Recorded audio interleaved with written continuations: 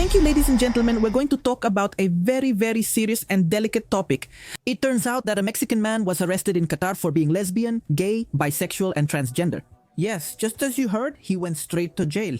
Attention! They imprison and do terrible things to the Mexican Manuel Guerrero in Qatar for being lesbian, gay, bisexual, and transgender.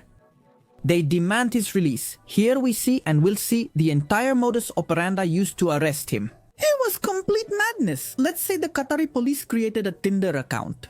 They matched with him, invited him out, and basically when he arrived at the meeting place, they arrested him. Just imagine the level of this madness. But yes, this happened and we see what they're telling us. The Qatari police themselves created a fake profile on a dating app. They set up a meeting and arrested him when he arrived.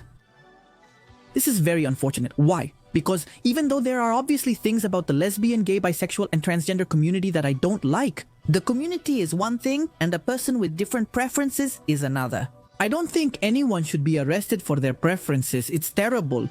Yet Qatar still hosted the World Cup. Even so, many of these people justify the atrocities committed in Qatar by saying that they are their customs and we have to respect them. Many events in the Middle East often go unnoticed. They couldn't care less. That real atrocities are committed against people from the community there doesn't matter at all. It's completely irrelevant. But if you question them, do they want a life sentence for you? Impressive. But anyway, I don't wish prison on them. They do wish it on us, but I don't wish it on them. Them, because we are different and we have to prove it we are morally superior. But anyway, here an ordinary woman says the following. One of the main reasons why I didn't agree with holding the World Cup in Qatar was this. What stands out to me is that lesbian, gay, bisexual, and transgender people and progressives support Islamic countries but criticize Catholicism. I think it's because they don't experience life in those countries. And since they see it as something so distant, so far away, they try to make it seem like it doesn't matter. Also, let's remember, the progressives are hypocrites. The progressives, for example, in El Salvador, demand justice and demand that the rights of the Mara Salvatrucha murderers be respected.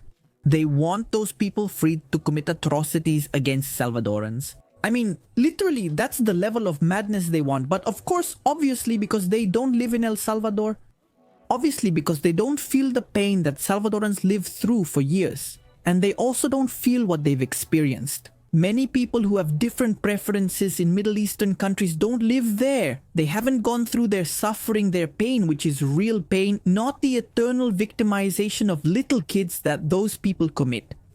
But anyway, so now let's look at the shocking news that's here. This is the case of the Mexican who was detained in Qatar for being lesbian, gay, bisexual, and transgender.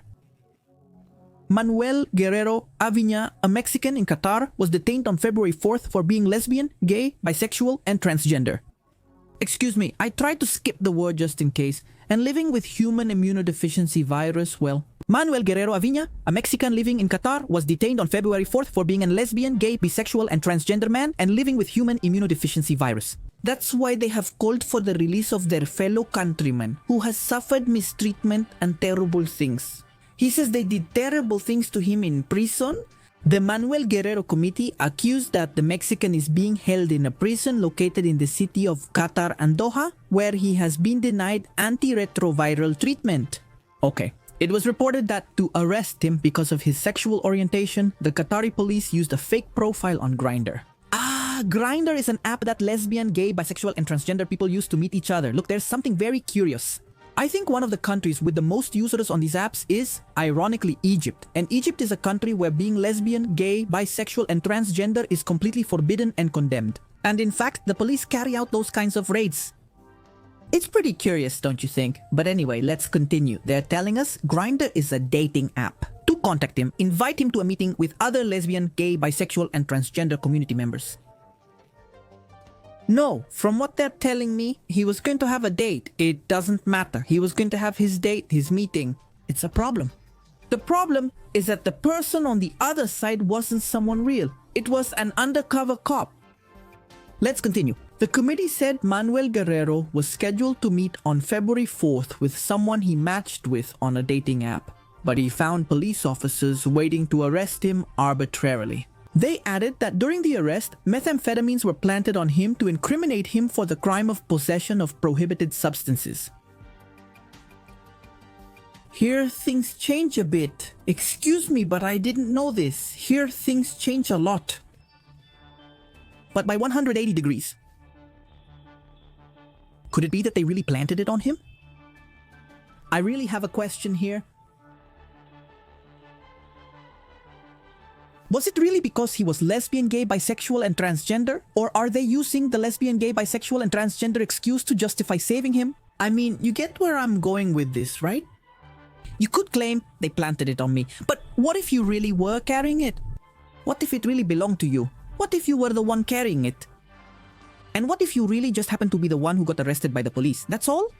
And that's when they found the illegal substances on you? Interesting, because we could be looking at two scenarios. First, that the man is right. That he actually had a date and the police caught him and planted the illegal substances on him. That could be reality, a scenario, or a real atrocity, and in that case, we demand justice for him. Or scenario number two, that in reality he did take those substances and the police arrested him. And now he's using his lesbian, gay, bisexual, and transgender status to play the victim and say he was arrested for being lesbian, gay, bisexual, and transgender and not for having illegal substances. That's a great question, because this changes everything. Because if the government of Qatar is saying that this man had substances, it's a total change. It's a radical change.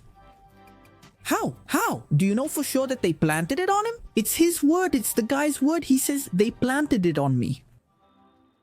Everyone says they're innocent always. Everyone is innocent in prison. But, well, obviously, according to them, of course, that's what they tell us. Since his arrest, Manuel has suffered cruel, inhuman, degrading treatment and psychological torture.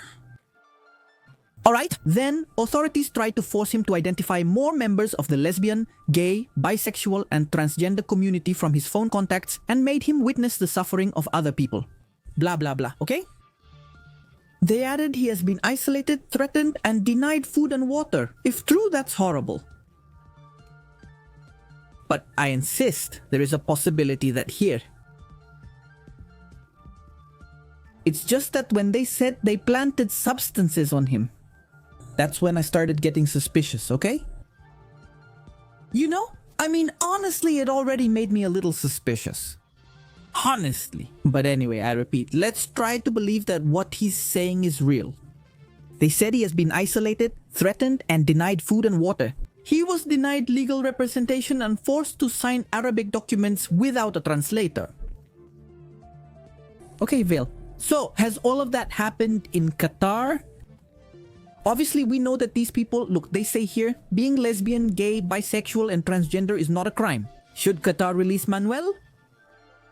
Yes, but the problem?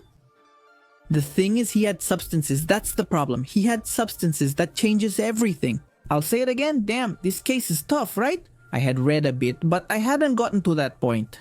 They said he possessed illegal substances. He insists they planted them. Is that possible? It's common for them to plant that on you now and then. It's nothing new. It happens. I mean, it wouldn't be something unusual. It wouldn't be something strange. It wouldn't be something impossible. But guys, it changes everything. In this situation, Qatar's government could simply claim, we're not detaining him for being lesbian, gay, bisexual, and transgenders. That has absolutely nothing to do with it. Are we detaining him? For having prohibited substances? For maybe trafficking them? And is that a brutal crime in our country? Imagine that. I mean, that scenario could totally happen. But anyway, the point I'm trying to make is that these countries really do commit true atrocities against people with different preferences.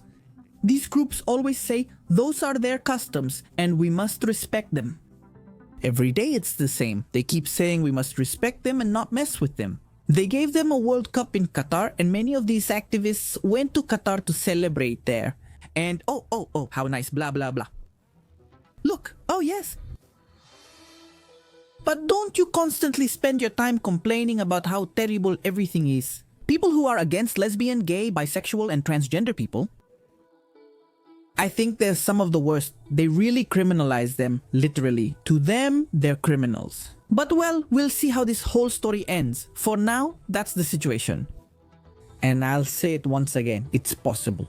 Can the government of Qatar say, I didn't detain him for being lesbian, gay, bisexual, and transgender, I detained him for having substances? And that changes everything. It changes everything completely. So gentlemen, see you next time.